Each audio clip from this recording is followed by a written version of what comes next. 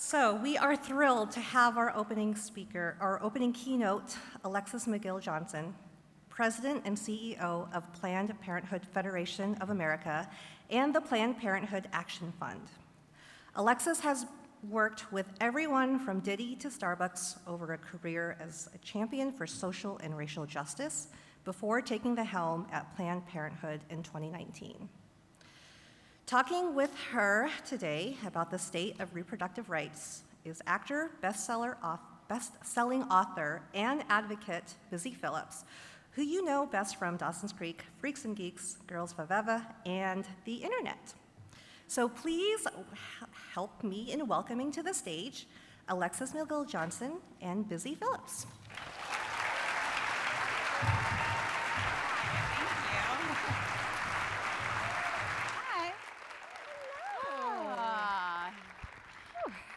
Hi. So, very chill time to be talking about this. In Texas, no less. In Texas. Yeah. Yeah. So, wow. I know. Just like hours ago, we just got some important news from the Texas Supreme Court. On SB 8, and we were actually on the phone, well, talking about my kids' slightly inappropriate costume from Shameless that they wore to school yesterday for Dress Like Your Favorite Character Day. And then we hung up and saw that. Yeah, that our ability to fight SB 8, particularly this bounty hunting provision, is done. The case is done. The state decided that they no longer would let us pursue it. And so all of our avenues to stop this horrible ban in Texas are gone. And it's a devastating day for the people of Texas right now. So, listen, it's heartbreaking to me what's happening here in the state of Texas for the people who live here, who are being used as political pawns. And these are people with very real lives, and it has very real consequences. And what we're seeing reflected across the country is no less devastating. Since the beginning of this year, do you guys remember when it turned 2022? Of course you do, because it was like 8 weeks ago. Yeah, 8 weeks ago. Yeah. How many anti-abortion bills have been introduced into state legislation across the country? Like over 341 states. Over 341 states, and anti-LGBTQIA+ / anti-trans bills, there have been, I think, over 242 states. Yeah. So what we have is a crisis. The two things obviously go hand in hand. Yes. And we're going to discuss today how we're going to fight it. That's right. Okay, but before we get in there, I'm just so excited to be in this conversation with you. You are such an amazing actor, such an amazing thinker, writer, podcaster, and you're someone who did the most amazing abortion story, which we know is so important in this work, in this movement, talking about you. Well, can I just say, I didn't know it was so important. How did you not know that was important? Because it was a thing that was shameful, that people didn't talk about. And certainly there were, We Testify and Shout Your Abortion and these organizations, and I was like, that's not for her. She is going to just be on Dawson's Creek and continue to no one needs to know this thing that I'm just going to carry with me forever. And for those of you that don't know, when I was 15 years old, I had an abortion in Arizona, which is where I grew up, and I am blessed in many ways in my life and privileged in many ways in my life, and one of them is that I had parents that supported me wholeheartedly and were a safe place for me to go to. And I didn't talk about it for many years. And then I saw all of the things that were happening in the country, these trap laws, small ways in which the rights of people who need access to health care were being chipped away. And I was writing my book, and I thought, well, I'm gonna put this in my book. And then, you know, when a book comes out, you get calls from your publicist like, okay, well, they picked up the rape, but not the abortion. Right. And you're just like, it's so reductive and horrifying. Yeah. And I did feel a bit like, okay, good, I got away with it. I wrote about it, and it didn't really get picked up, and it's fine. Yeah. And then the extreme abortion ban started passing. Yeah. And I was lucky enough in that time to have a pretty big platform in a late night talk show. And I said to Casey St. Ange, my showrunner, well, I guess we gotta do this. And we did. And did you get support from the network and the show? We didn't ask them. Right. Listen, we were of the mindset that we should ask for forgiveness later. Also, behind the scenes, we knew we were already canceled, so I didn't care. But even if we hadn't known that, I felt really strongly about it. But I reached out to lots of organizations, Planned Parenthood being one of them, and I spoke with, you know, people in the field and asked them what was sort of the most important thing that I impart. And at the end of it, like, John Mulaney can talk for 12 minutes about his girlfriend's pregnancy on late night, but we pared my discussion down to under 60 because we knew that's all the time I would get.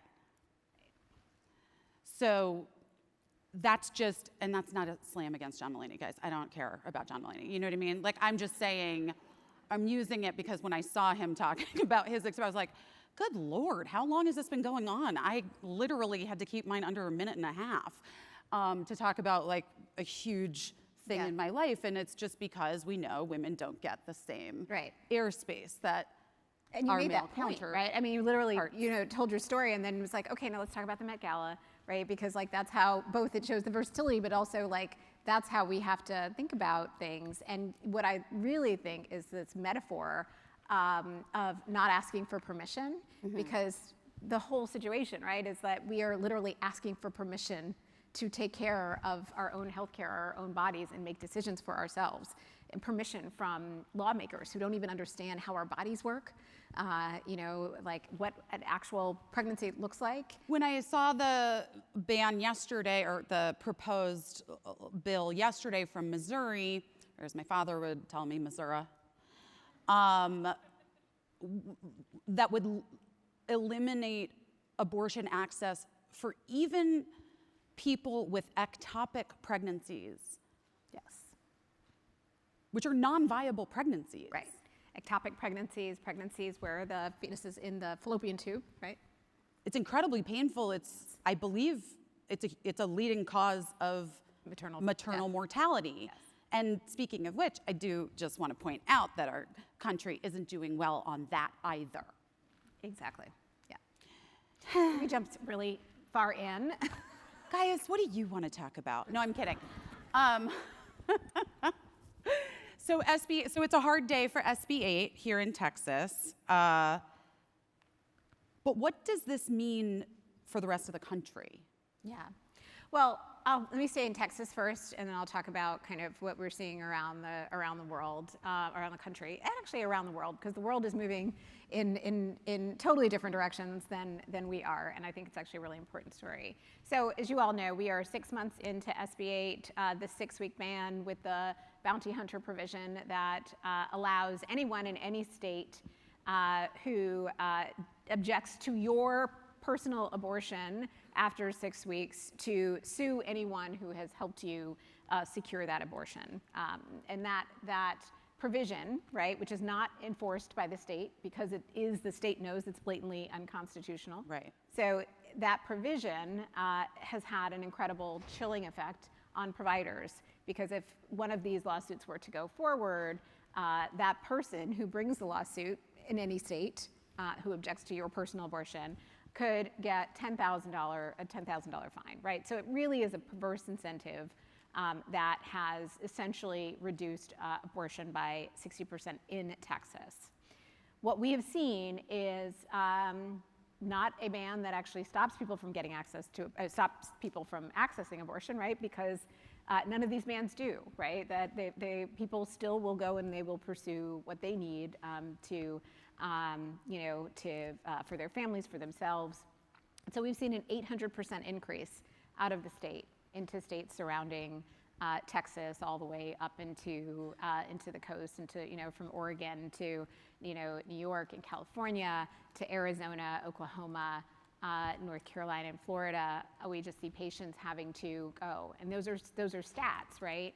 But the reality is, the people who have to make the decisions to travel are probably least likely people who may not have access to gas money. They may not have access to childcare. Right. They may need elder care. They're still traveling through an pandemic.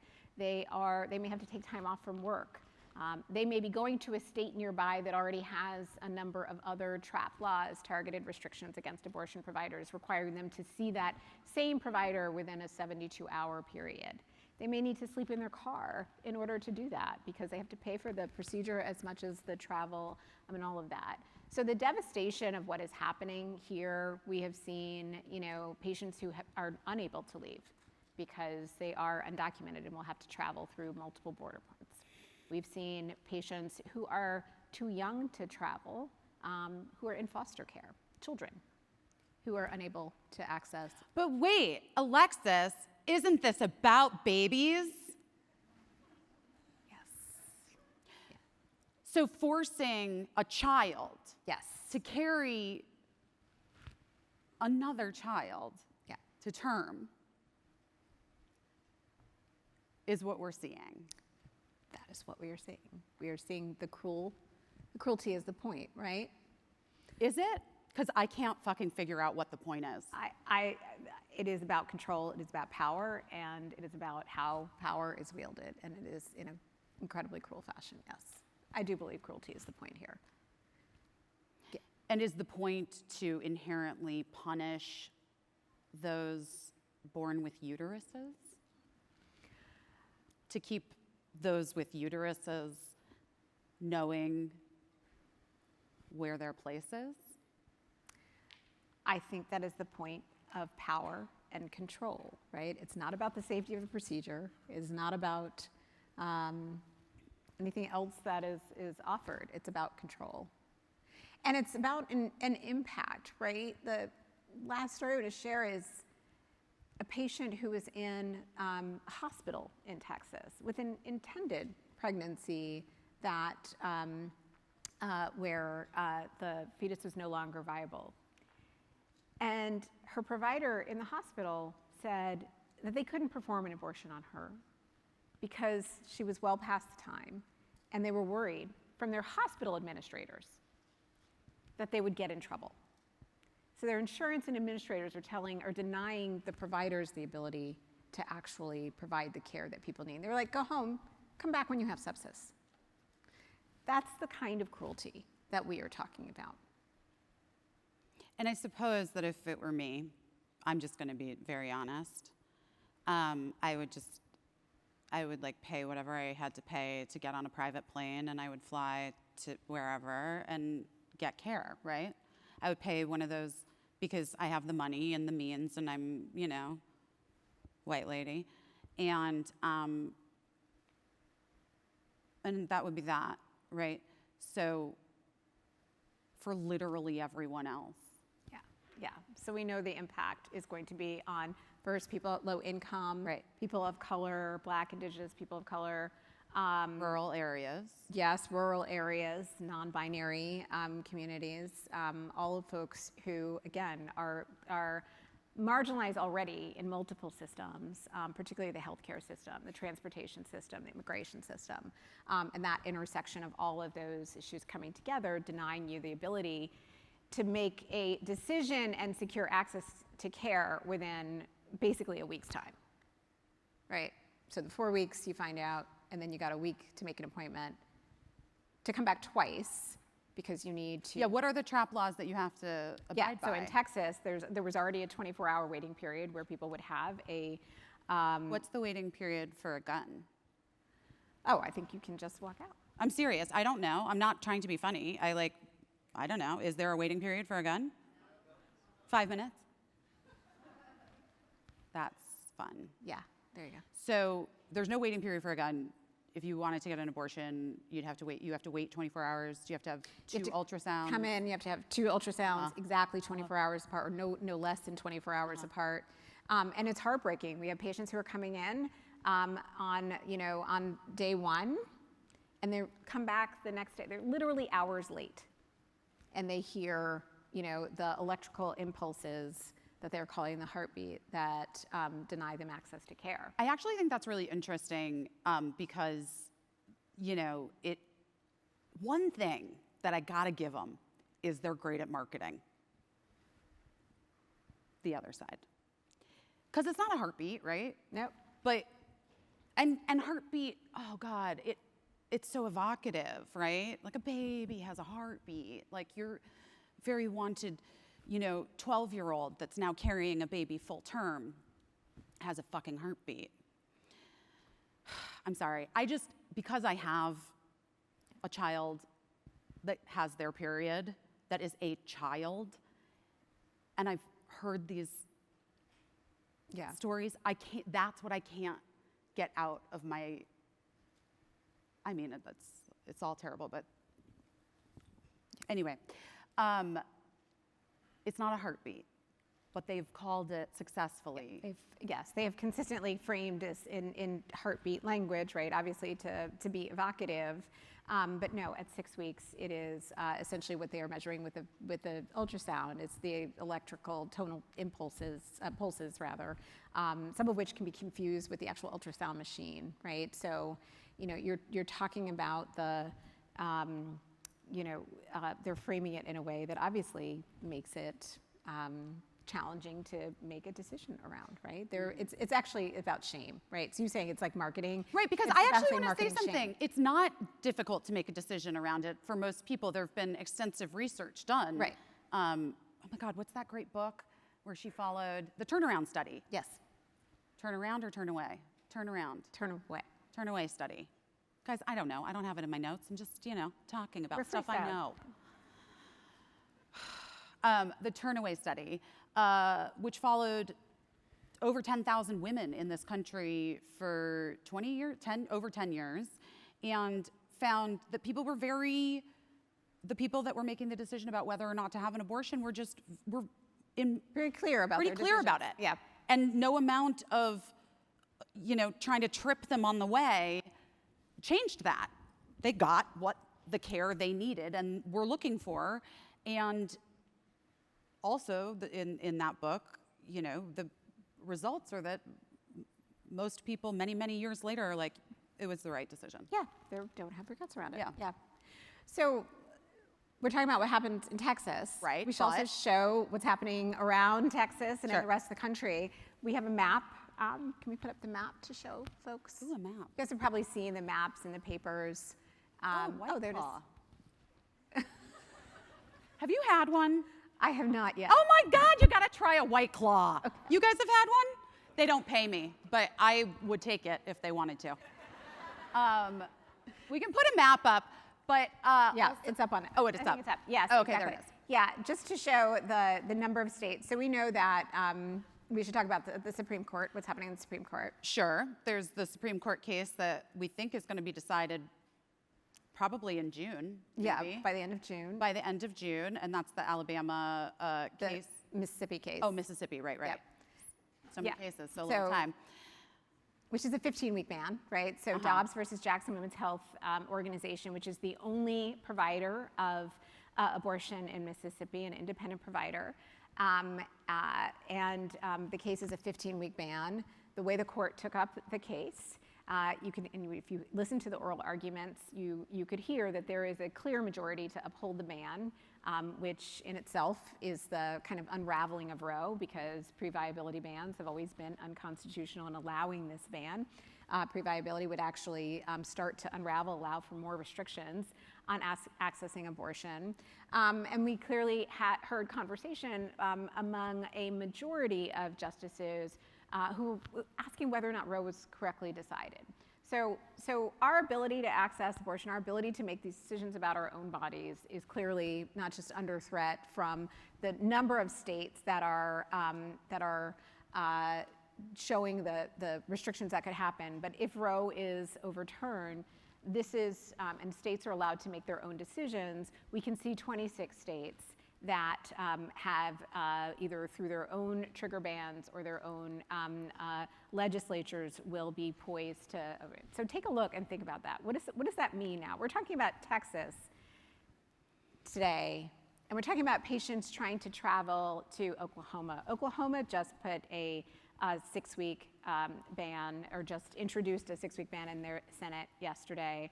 Idaho will be the first to sign the copycat legislation based on SB 8. Florida introduced a 15-week ban, which we expect them to vote on shortly.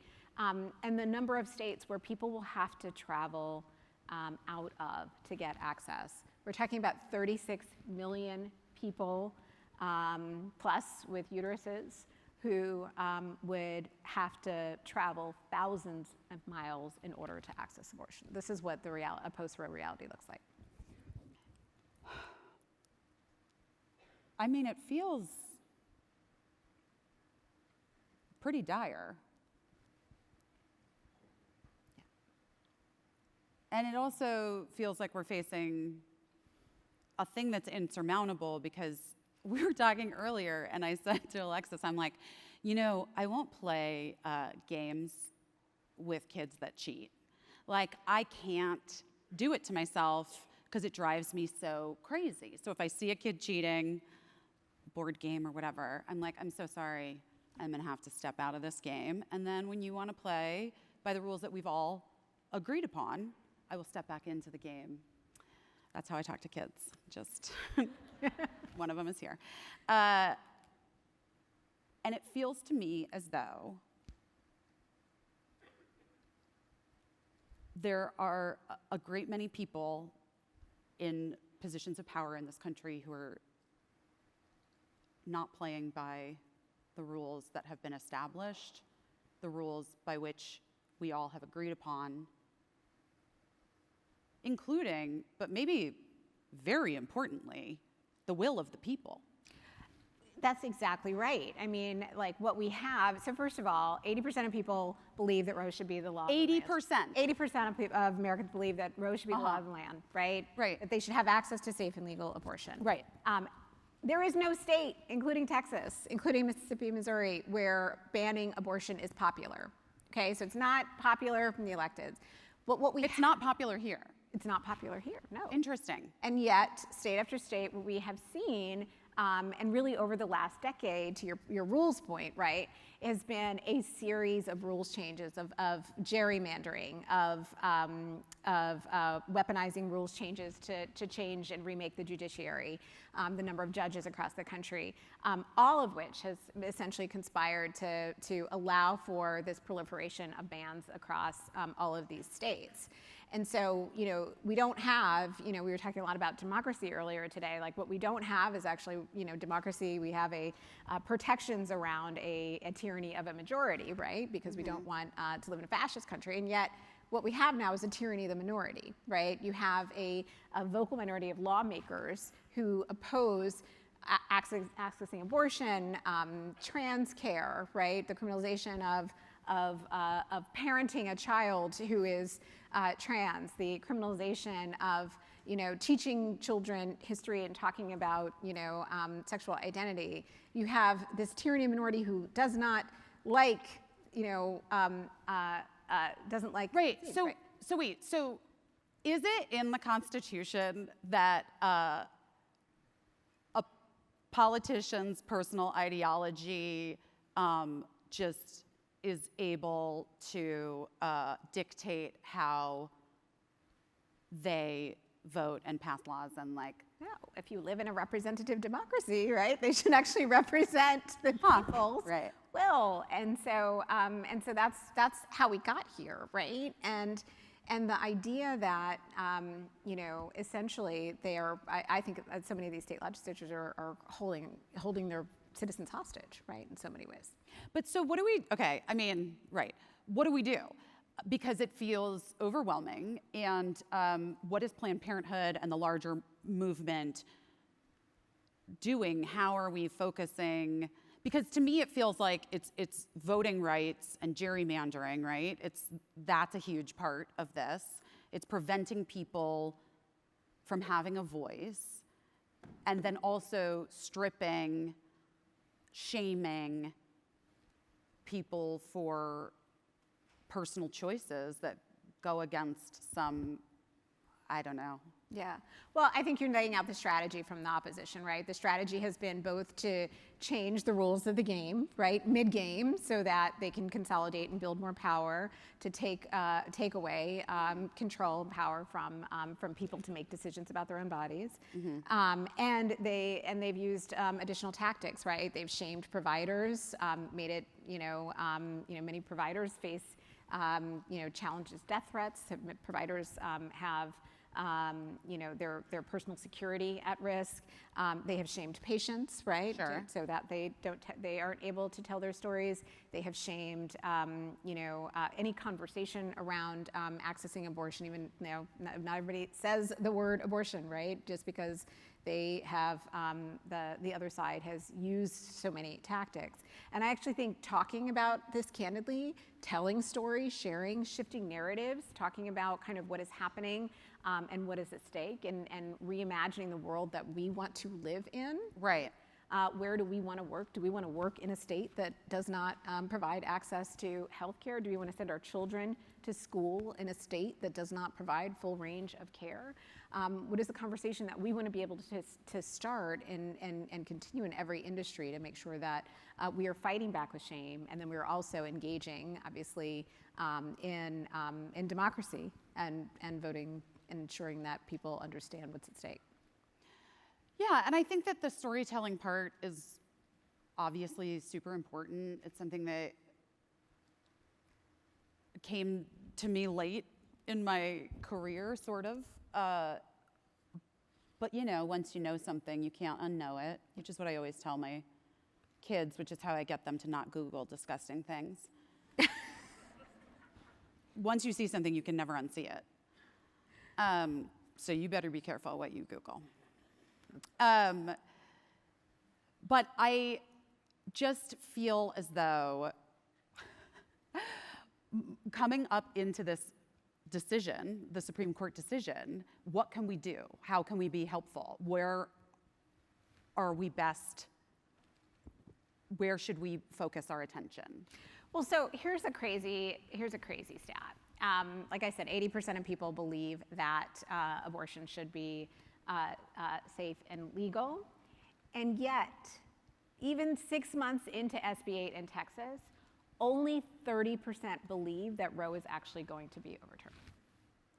We have a tremendous believability gap. And so like we watch these legislations, some legislatures sometimes in the dark of night, right?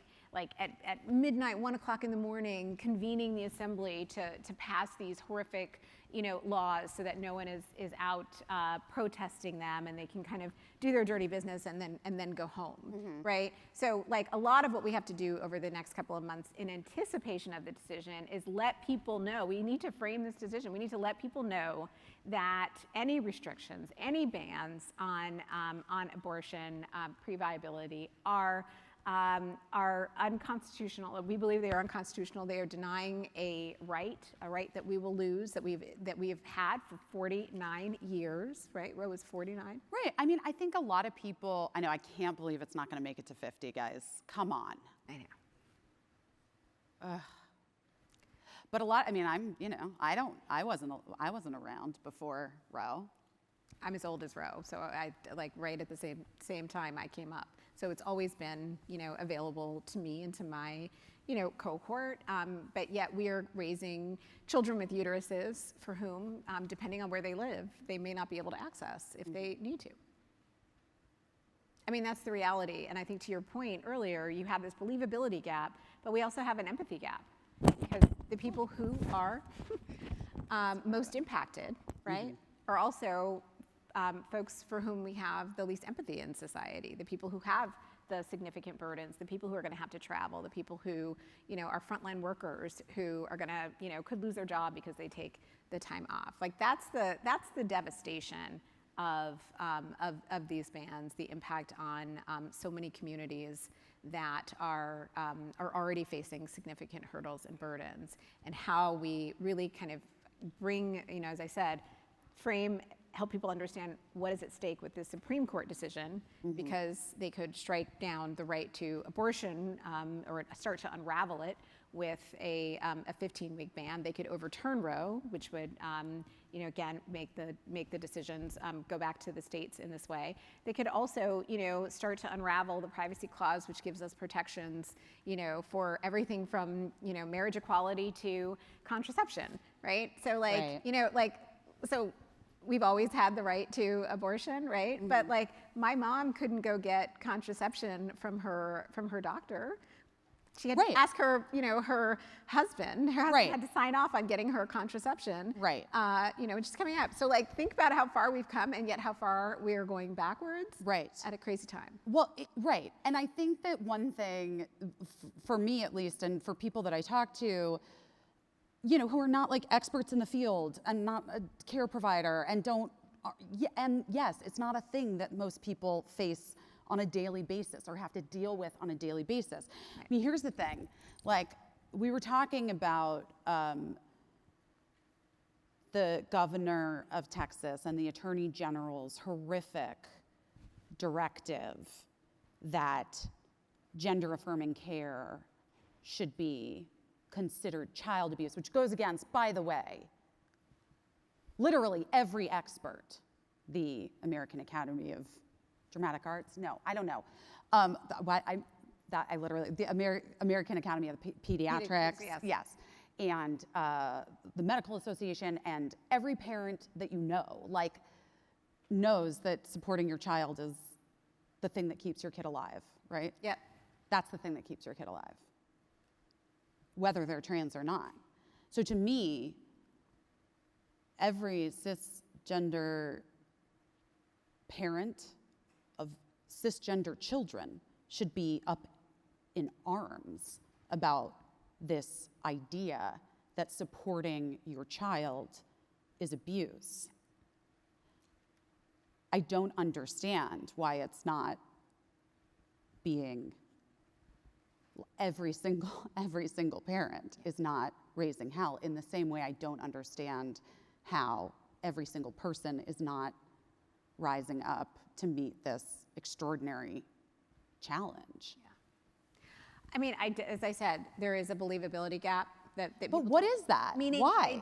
They don't actually believe that that these things are going to truly catch fire and start to impact people's lives. Right? But we already know it is and it has, but how do people not? Because there's just so much going on in the world, because there's a war. I mean, Yeah, no, there is a ton that has been happening. Again, while all of these legislatures are having these conversations in the middle of the night and signing legislation, we've also been grappling with, we've been in COVID for 2 years, but we are. We have. Yeah, exactly.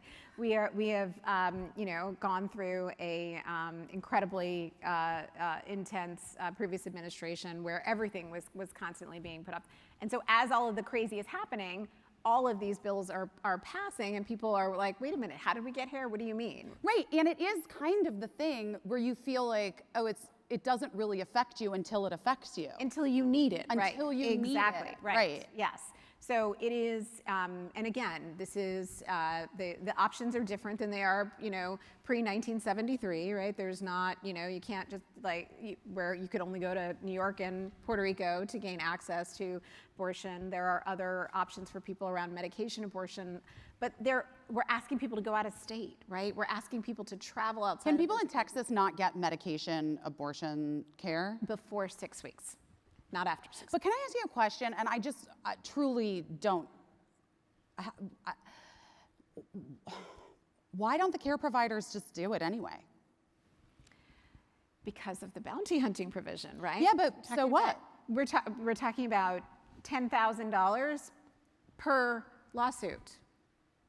We're talking about 10,000 people across the country are organized, and they create a lawsuit against you as a provider, personally, and everyone around you, right? We're talking about the nurse practitioner. We're talking about the front desk person. We're talking about Uber the driver. Uber driver, the Sure. Lyft driver, everyone who, could be part of helping you access abortion. That's the chilling effect. That's the perverse incentive. We're talking about your aunt, or family member, turning you in, right? Like that's what we see. We see increased surveillance because of this law. We see people in parking lots, taking pictures of people's license tags to see, who may be going in to get access abortion. And so that chilling effect, right? Can impact provision, and it can impact providers who are providing much more than abortion care, right? So, what you don't want to do is restrict access to health care that is already restricted, right? Many providers, including Planned Parenthood, provide a broad spectrum of sexual and reproductive health care, right? The trans care, the family planning, the STI testing, the breast cancer screenings, right? Cervical cancer screening. Cervical cancer screenings, right? These are the I things did this. Did you guys see? Was that your pap smear? Is that the pap smear machine? Yeah, that's what they do. They just take a little sample, and then they're like, you guys, sorry, I wore this jumpsuit, but now I don't know which side to put this mic on there. Maybe it'll stay there.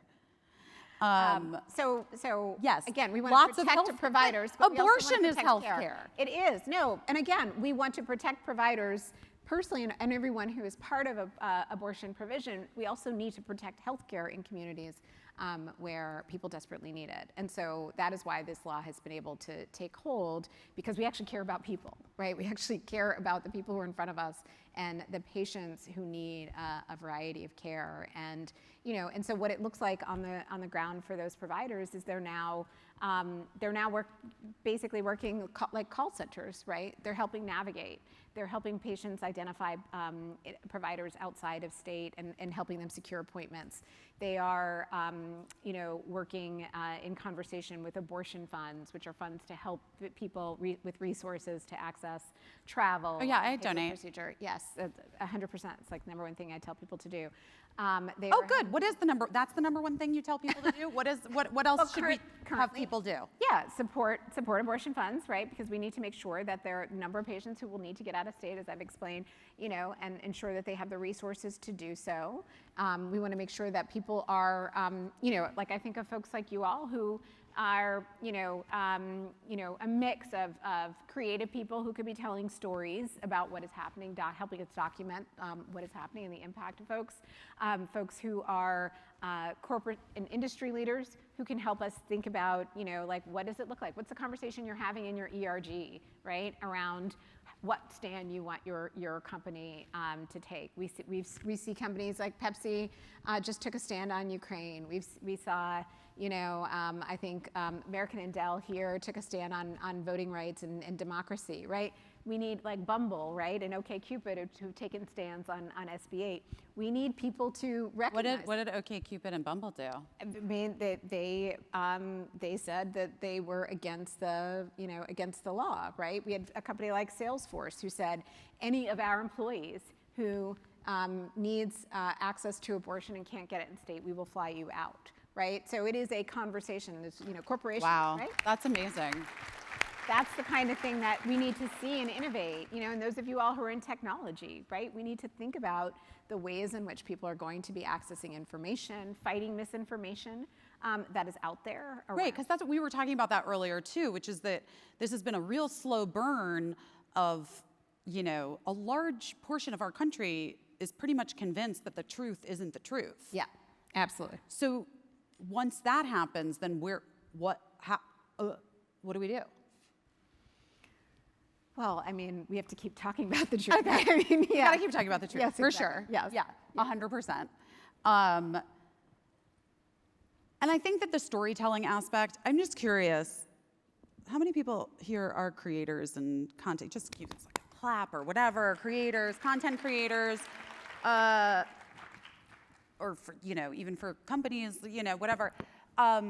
Because I think that piece of it is really important, and it goes with the storytelling aspect of it, but it's what destigmatizes abortion care, health care for trans individuals, health care for women, the truth around what's happening on state levels. And it seems like, I don't know, it just feels like we can do better. I think you're right. I think we can do better.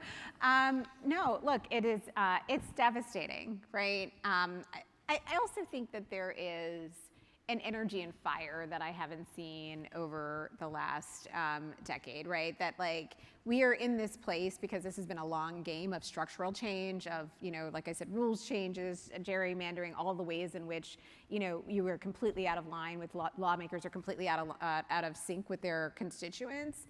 And yet we keep fighting back, right? So in the after 2016, we had that amazing Women's March in 2017, right? Shout out if you guys were, knitted your pink pussy hats and you came to DC and you marched because you knew that threats to our rights were on the line. 2018, we came back and we ushered in the first pro-choice Congress. That was with a majority that was extraordinary. In 2019, we won states like Kentucky. We were able to demonstrate that. 2020, we finally ended the nightmare that started in 2016, and also got the Senate back. In 21, we're continuing to push the boundaries, and we have to do that. We have to keep pushing it, right? Because the long arc, right? The arc is long, but it bends towards justice. Well, we would hope so. That's what we've been told. That is what we told. But see, I do feel sometimes that's the 30% or whatever. That's our not believing that Roe will get overturned. Yes. Yeah, that's a good point. Yeah. Is that people just believe the truth will prevail, the right thing will happen, and so also here's my cute selfie, And listen, I do way more than most in this space, and I don't do that much. You know what I mean? It's difficult because everybody feels so overwhelmed and inundated constantly. Yeah. But again, I just feel is there a possibility, even with this new court, is there a possibility? The Supreme Court of the past, if people really made noise, if it was very clear that it would definitely go against the will of the people, they have been known, previous Supreme Courts, not this one. Is there a possibility that if people made a ton of noise that this could be different? Normally we would say you can never read the tea leaves of the Supreme Court, right? We just don't know what they could do, because you're right. The Warren Court, kind of evolved to a more liberal court over the years. You definitely see shifts in courts over lifetimes, right? I think anybody who heard the oral arguments is probably has a betting line. They're really clear about it. And I think that's the important question for us, right? Is that, we are a generation that grew up under with protections under Roe. It has always been a right. For some, access has not been the same, right? So it's the floor, as our reproductive justice colleagues say. But it was also a law that was never grounded in equality, right? It was never really grounded in freedom. It was grounded in, the particulars around gestation, around privacy, and around burden, if you include the Planned Parenthood versus Casey, court case. So the question we have to ask ourselves in this moment, right, is that it's not if Roe is going to fall, right? Because I think this case that they've taken up is a clearly compelling one. The way they took the case up in itself demonstrates that they're willing to consider the original proposition around it. But the question is, who are we going to be when we are no longer defending Roe, right? Who are we going to be when we are unleashed to actually have a conversation around where true equality fits and sits in the Constitution, and how is that going to galvanize us to fight? How is that going to galvanize us to build a more inclusive, multi-generational, multiracial, multi-ethnic fight, multi-faith fight around protecting our freedoms that are intersecting in all of these moments, right? To me, that is the, that's the slight, silver lining, while we see this incredible devastation that we've seen in these maps, it is that we can reorient ourselves to a new fight and actually reconstruct the right in a different way. I mean, okay, I'm in. Yeah. I'm very much in.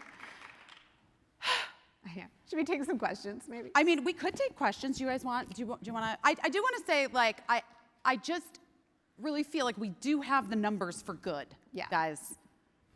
Yeah. Oh, here we go. Jennifer Noble, are you here? Did you leave? Did you have to go to something else? No, there you are. Hi, Jennifer. I've been seeing anti-abortion propaganda on mainstream streaming platforms. How effective are these campaigns? How is PP addressing this misinformation? That's a good question, Jennifer.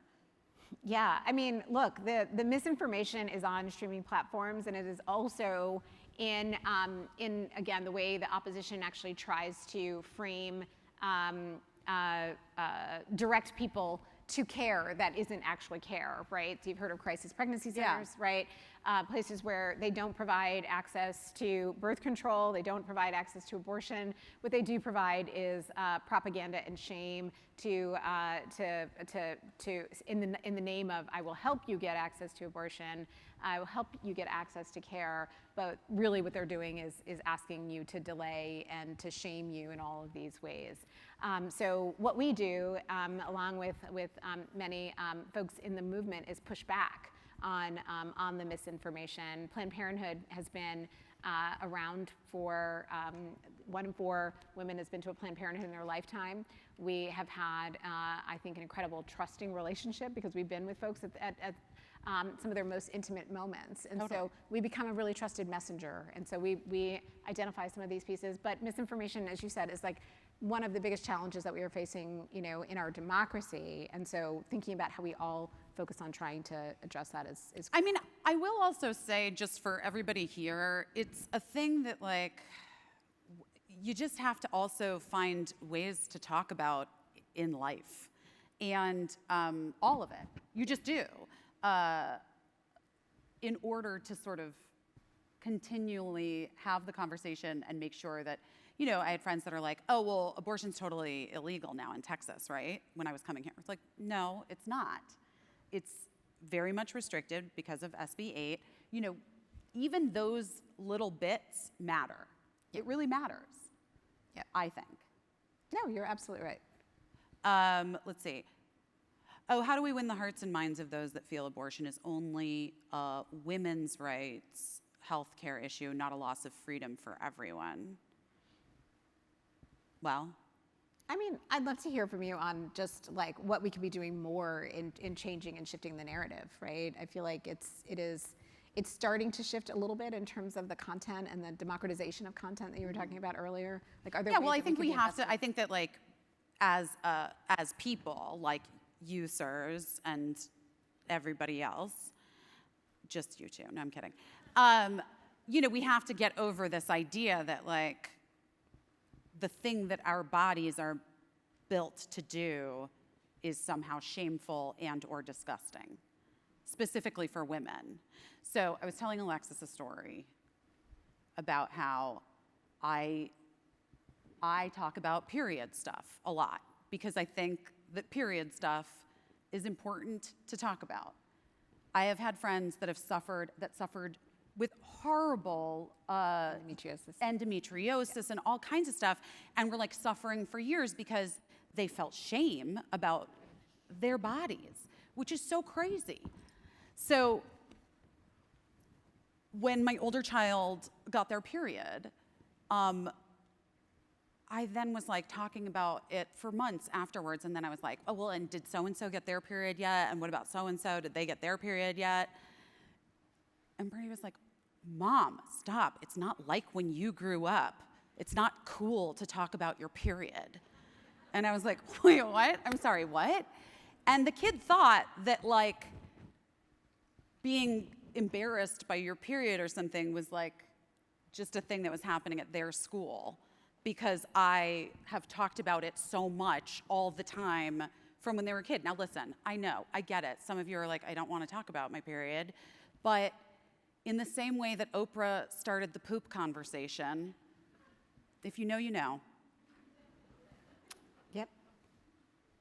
We have to like the amount of commercials that my child had seen for erectile dysfunction by the time they were 5 years old, guys. Yeah. What is that? What is erectile? We can't even show period blood in an ad, okay? So I'm just saying we need to like. But see, can we also point out the fact that because you've been talking about it so much, you actually had destigmatized the whole period conversation, right? I mean, like that is exactly why, in terms of winning hearts and minds, having this conversation, telling stories, talking about how people got through is actually what transforms our. Right, but people bleeding once a month is no grosser than wet dreams. And we hear about wet dreams in like family comedies. We talk about boys getting boners in, you know, like there are like jokes on sitcoms about it, and not even sitcoms, you know, like. Yeah, totally. Movies, rom-coms, all of it. Right, so this is like a part of, as we think about how to change the conversation, for me at least, I really do believe that you literally just have to start having conversations and change the way you talk about things. Yes, in a much more normalized way, right? Sure. Exactly. And if your reaction is like, well, I don't talk about boners, well, then I don't know how to tell you this, everyone else does. So start talking about your period. And your abortion, and your mammogram, and the fact that they put that little weird metal thing in if they have to take a thing out. Come on, guys. We gotta like talk about. We have to normalize it, right? 1 in 4 women will have an abortion in their lifetime, right? Right. So like, come on, it is normal, right? 1 in 4 women will have, you know, I don't know, some other heart disease, right? Or, you know, maybe dealing with some other kind of high blood pressure, like that, you know, there are all these things that we grapple with that are so normal in terms of healthcare that and then the way we talk about abortion, it's like always over here. So the hearts and minds piece, the way we tell stories, the way we see stories, right? And I think it matters. Like it matters when, you know, when Kerry Washington had her abortion on Scandal and then came home and she, you know, was still dressed in white on a white sofa with her glass of red wine, and it was like, oh, just another day of like slaying dragons and being like, I'm good, right? I mean, like that is exactly how, like it should be, just as normal as that experience. And we need to see that more in order to know that that's actually. 100%. It makes all the difference in the world. The more that people can see these things, the more that it just becomes normalized. But in addition to that, and I just really want to impress upon this before we're going to watch some stuff. It's going to be great, guys. Don't be afraid to ask questions. I just feel as though there is this whole thing, cultural, like the people are afraid of looking stupid. Guys, guess what? I walk into a room, I know people think I'm dumb. So I've never been afraid to like say, hi, I'm so sorry, I actually don't understand how that works. And what I think politicians are really banking on in terms of women's reproductive health care and also the trans issue is that most people or a lot of people maybe don't have experience with it, don't quite understand it, and so they're like, well, it's not for me, I don't know, I'm just not gonna, I don't wanna look stupid, so I'm not going to, I'm not going to ask questions and get involved. But what's happening in this country is what's fucking stupid. 100%. And so, you know, I mean, I think specifically, you know, about the trans rights issues and care issues. I've had lots of conversations with friends. My older child is non-binary, and it's been a process of like learning for a lot of people around me. And I thank God for my kid that they created the space for people to ask questions and for you to ask questions. Sure, right? Absolutely. Okay, so. Real quick, other than organizing, what actionable items can we do individually to help the women and the people in Texas and across the country? Like I said, I think that supporting abortion funds in the states where we are going to start seeing increased need is incredibly important. Right here you have abortion funds like the Lilith Fund, you have the Jane's Due Process that helps minors. That's what I donate to. Yeah, exactly.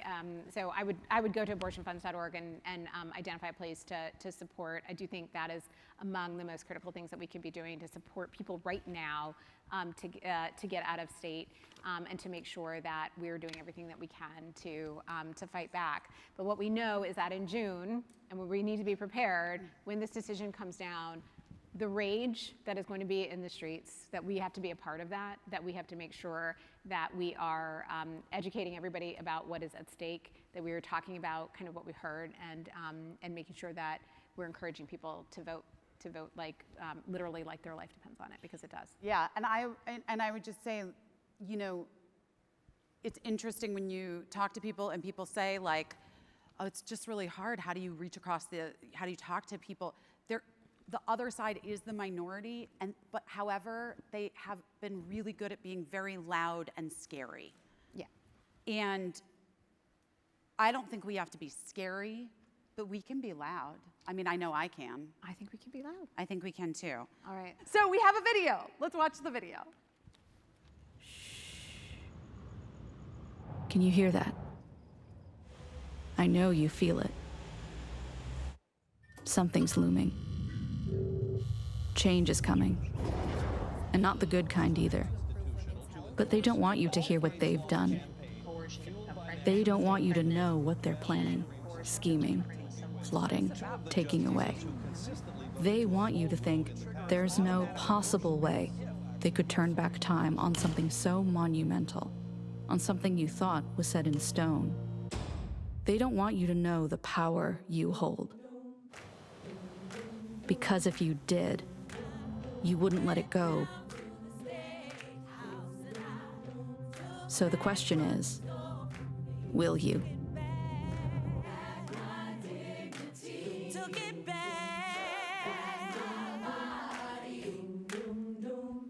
That's right. Keep these bands off our bodies.